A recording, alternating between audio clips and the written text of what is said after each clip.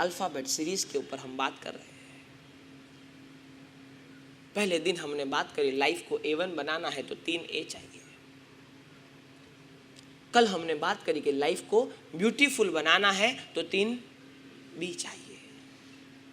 Balance life होनी चाहिए हमारी, हर तरह से संतुलन बनाना हमें आना चाहिए जीवन में। धर्म अर्थ काम मोक्ष चारों का संतुलन बनाना यदि हमें जीवन में आ जाए तो कहीं ना कहीं हमारे जीवन का कल्याण हो सकता है। आज तीसरी सीरीज बात करनी है, A B और तीसरा वर्ड है C। कहा कि C में थोड़ी अलग बात है। ए कहता है कि लाइफ को A1 बनाओ, बी कहता है लाइफ को ब्यूटीफुल बनाओ, सी कहता है कि लाइफ को कलरफुल बनाओ। हमारा जीवन बड़ा नीरस होता जा रहा है। जीवन में कहीं उमंग नहीं दिखाई पड़ता, जीवन में कहीं उत्साह दिखाई नहीं पड़ता, जीवन में कहीं आनंद दिखाई नहीं पड़ता, जीवन में कहीं एक भीतर का एहसास पता नहीं चलता और जीवन के रंग धीरे धीरे धीरे निस्तेज बनते जा रहे हैं। लाइफ कलरफुल हो, रंगों से भरा हुआ हमारा जीवन हो। और इसलिए कहा कि लाइफ को यदि कलरफुल बनाना है तो 3 C को लाना नहीं पड़ेगा, 3 C को निकालना पड़ेगा।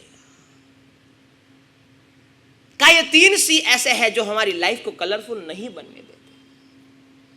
और आज का इंसान ये 3 C में फंसा हुआ है। जब हम सुनेंगे, समझेंगे, जांचेंगे, परखेंगे तो हमें पता चलेगा, आपको भी लगेगा कि नहीं, कहीं ना कहीं हमारा जीवन कहां फंसा हुआ है, ये 3 C में फंसा हुआ है। और ये 3 C से बाहर निकल जाए ना तो निश्चित तौर पर हमारा जीवन कलरफुल बन सकता है। एक एक वर्ड हमारे जीवन के लिए संदेश देता है, एक एक वर्ड हमारे जीवन के लिए एक संदेश जगाता है कि जीवन कलरफुल होना चाहिए, जीवन में कहीं ना कहीं रंग होने चाहिए, रंगों की ऊर्जा होनी चाहिए और वही रंग आपके जीवन को जीने का एक एहसास देता है। वही रंगों से हमारा जीवन बेहतर बनता है। संसार में जितनी भी चीजें हैं सभी आपको रंगीन चाहिए।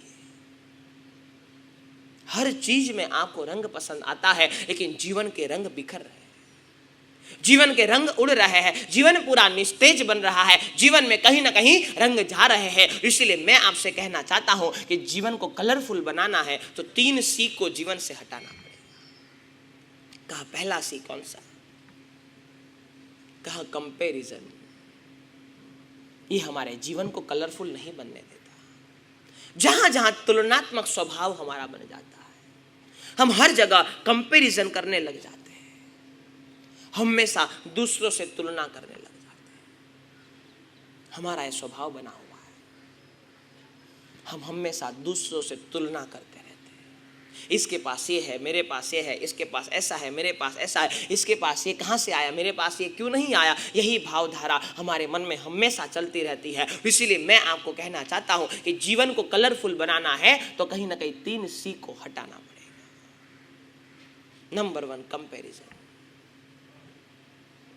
आप एक 24 घंटे का ब्यौरा निकालिए,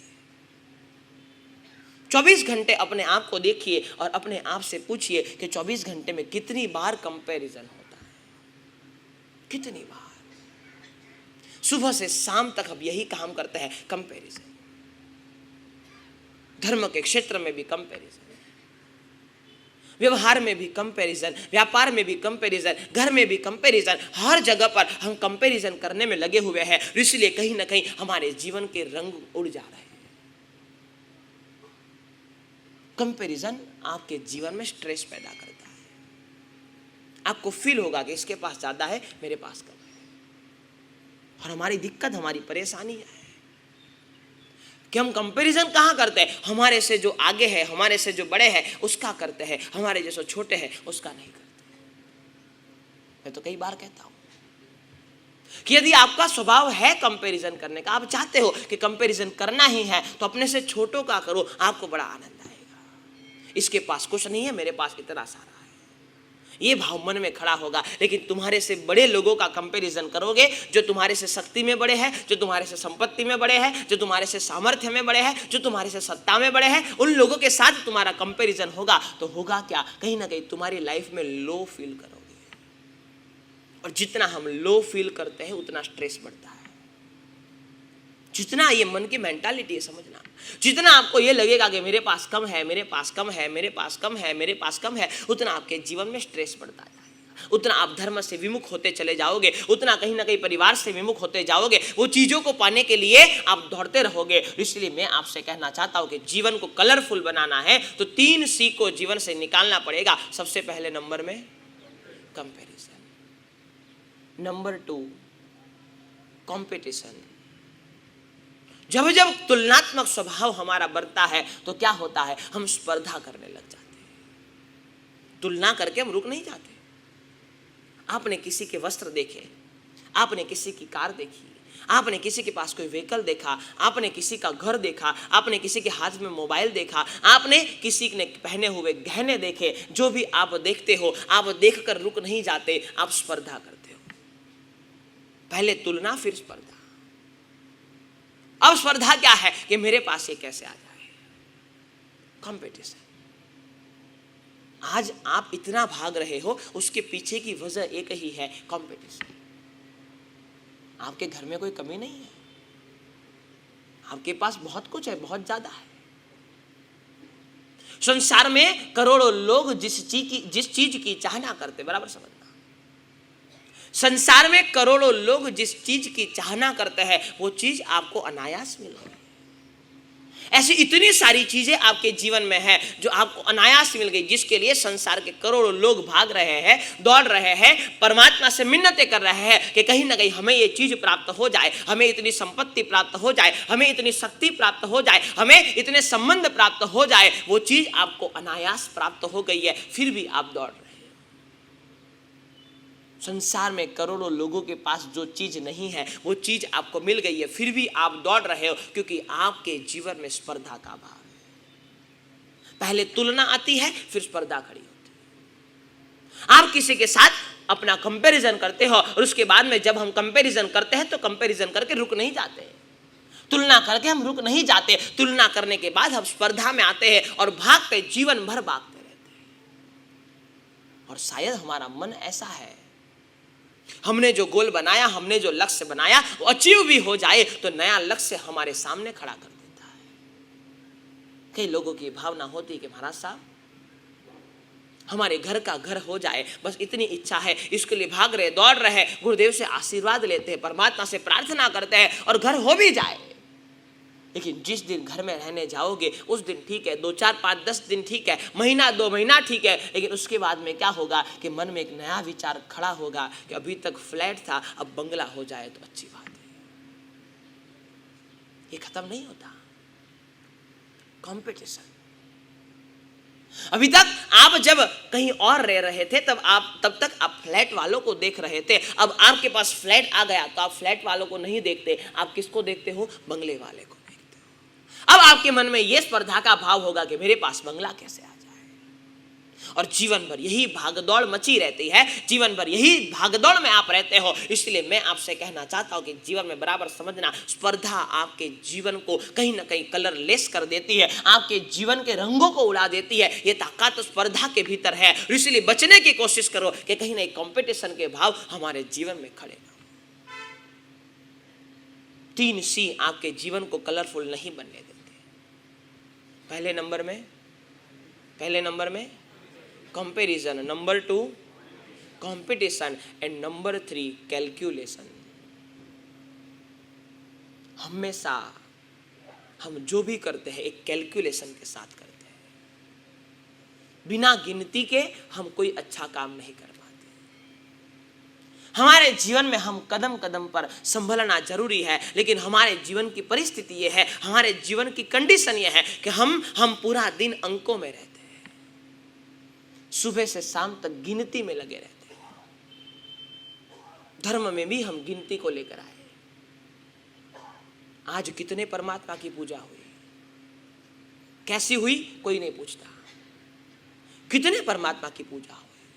अब देखना, आज के आदमी की सबसे बड़ी दिक्कत यह है, वो हमेशा कैलकुलेशन में रहता है। सुबह से शाम तक आप आंखें बंद करके फ्लैशबैक में जाए, आप आंखें बंद करके अपने आप को झांके, आप आंखें बंद करके अपने आप को देखे, आपको लगेगा कि सुबह से शाम तक मैंने क्या किया, गिनती की और कुछ नहीं किया। धर्म के क्षेत्र में भी गिनती।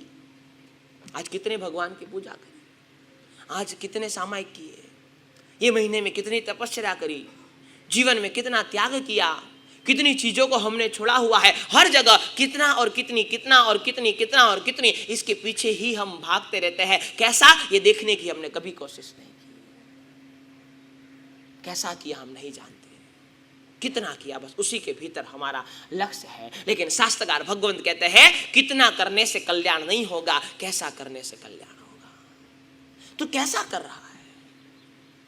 सामायिक एक हो लेकिन कैसी हो, परमात्मा की पूजा एक हो लेकिन कैसी हो, प्रतिक्रमण एक हो लेकिन कैसा हो, दान थोड़ा हो लेकिन कैसा हो, किसी के साथ बिताया हुआ समय भले थोड़ा हो लेकिन कैसा हो। कितने में मत फंसो, हम कितने में फंस जाते हैं, इसलिए दुखी होते जा रहे हैं। कैसा है ये सोचने की कोशिश करो। मैं तो कई बार कहता हूं कि कई बार हमें लोग मिलते हैं, गुरुदेव आज संखेश्वर दादा के पक्षाल का लाभ मिला, और बाजू में श्रावक बैठे हुए होते हैं। जैसे वो सामने वाला व्यक्ति कहता है कि आज संखेश्वर पार्श्वनाथ प्रभु के पक्षाल का लाभ मिला। सच कहना, आपको कोई ऐसा कहने वाला मिल जाए तो पहला सवाल आपका क्या? पहला सवाल શું થાય? કેટલામાં મળ્યો? एक का सवाल, एक ही सवाल आपकी आंखों के सामने आता है, कितने में मिला? संखेश्वर दादा के पक्षाल का लाभ मिला। जीवन में एक बार मिलने वाला वो लाभ है, लेकिन कैसा रहा, कैसा तुझे फील हुआ, किस तरह से तेरा पक्षाल हुआ, किस तरह से तूने परमात्मा को स्पर्श किया, किस तरह से तूने परमात्मा की भक्ति की, कुछ आपके दिमाग में नहीं आता। आपके दिमाग में पहला सवाल यही आता है, कितने में मिला? कोई कहीं पर भी लाभ ले ले, लेकिन आपके मन में पहला ख्याल क्या?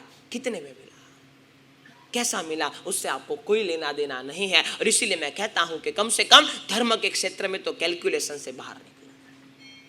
यहां तो कैलकुलेशन मत लगाओ, हर चीज में आप कैलकुलेशन करते रहते हो।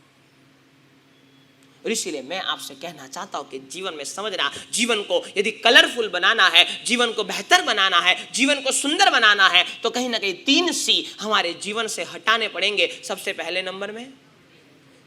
नंबर में कंपैरिजन, नंबर 2 एंड नंबर 3। बस ये 3 C हमारे जीवन से निकल जाए ना, तो निश्चित तौर पर हमारा जीवन कलरफुल बन सकता है। प्रेम, भक्ति, आराधना, प्रवचन के अद्भुत संगम से जुड़ने के लिए सब्सक्राइब करें गुरु प्रेम मिशन की YouTube चैनल को, और ताज़ा अपडेट के लिए बेल आइकन पर क्लिक करना ना भूलें।